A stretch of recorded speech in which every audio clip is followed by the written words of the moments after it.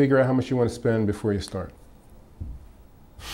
That's my advice, because it can get out of hand pretty quickly. And it's male dominated, and it's a lot easier for somebody to buy equipment than a pair of underwear. So I would say, you know, figure out your bottom line, because it'll get out of hand really fast. And figure out how much you want to be an engineer and how much you want to get work done. The stuff comes out so quickly that buying potential is sometimes not what you really want. Maybe you need a hammer. Maybe you don't need every feature on the planet.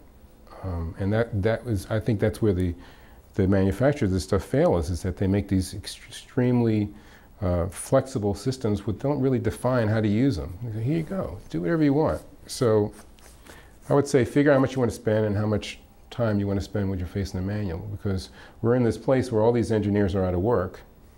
They've got all these friends who are musicians and created these great relationships, and because of these great relationships, people feel free to call up and say, hey, can you tell me how to, and this is consulting, you know, this is taking money out of people's pockets. And on the one hand, it's as a friend, you're very willing to do that. On the other hand, it's like, it's kind of a weird place to be. You got 10 or 15 people calling you several times a day to help them wade through this stuff. Well, either be prepared to pay somebody for that, or on the front end, figure out how much you want to be involved with that kind of nonsense.